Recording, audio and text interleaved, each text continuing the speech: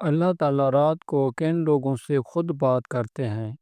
رات کی تنہائی میں ایک خاص ملاقات کا راز جانتے ہیں اس خاص ویڈیو میں۔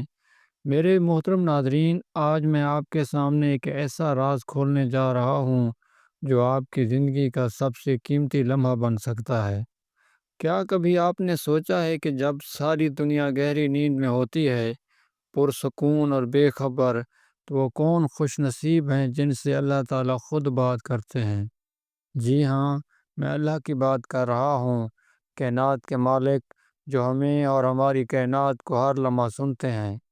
وہ ہر چیز پر قدرت رکھتے ہیں اور ہماری شارک سے بھی زیادہ قریب ہیں۔ لیکن ایک خاص وقت ہے جب اللہ کی رحمت اپنے تمام دروازے کھول دیتی ہے اور وہ ہمیں خود پکارتے ہیں۔ یہ وقت ہے رات کا آخری پہر، وہ لمحہ جب زمین پر مکمل خاموشی ہوتی ہے اور آسمانوں پر اللہ کی رحمت کا نزول ہوتا ہے۔ تہجد کا وقت اللہ تعالیٰ سے براہ راست گفتگو کا بہترین ٹائم ہے، وقت ہے۔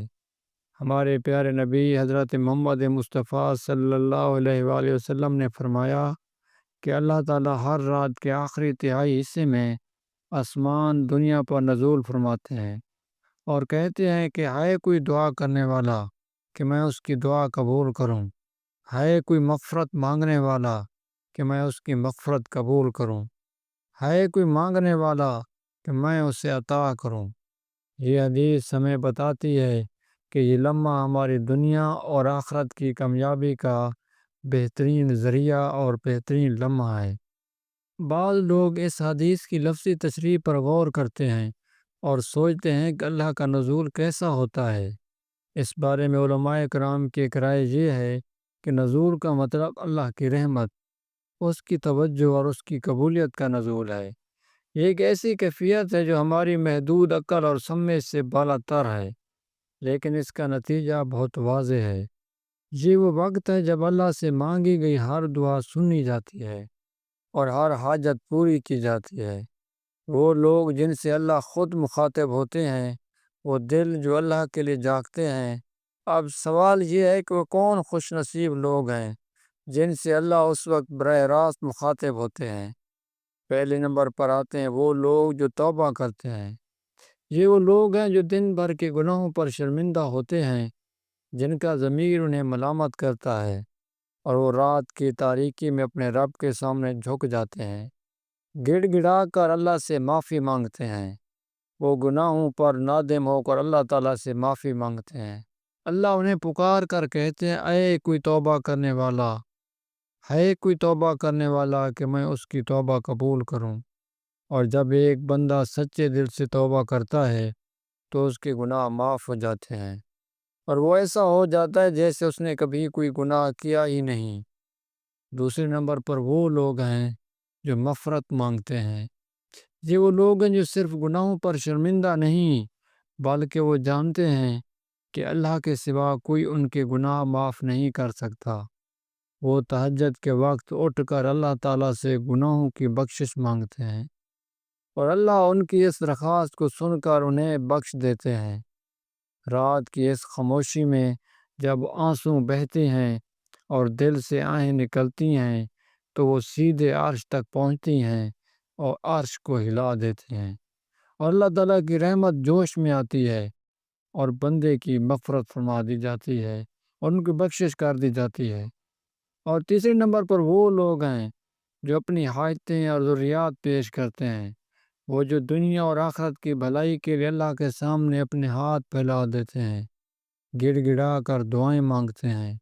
کوئی رزق کے لیے مانگتا ہے، کوئی صحت اور بیماری سے شفا کے لیے، کوئی اپنے بچوں کی ہدایت کے لیے دعا مانگتا ہے، اور کوئی جنت الفردوس کا طلبگار ہوتا ہے۔ وہ اپنی تمام چھوٹی بڑی ضروریات کے لیے صرف اپنے رب سے مانگتے ہیں، غیر اللہ سے نہیں مانگتے، کسی پیر فقیر کے در پر سر نہیں جھکاتے، وہ صرف اللہ کے در پر سر جھکاتے ہیں اور اللہ انہیں کبھی مایوس نہیں کرتے۔ یہ گفتگو کوئی الفاظ کی گفتگو نہیں، بلکہ یہ روح اور دل کی زبان سے ہوتی ہے۔ جب آپ سجدے میں سر رکھتے ہیں تو آپ کی زبان بے شک خاموش ہوتی ہے، لیکن آپ کا دل اللہ سے بات کر رہا ہوتا ہے۔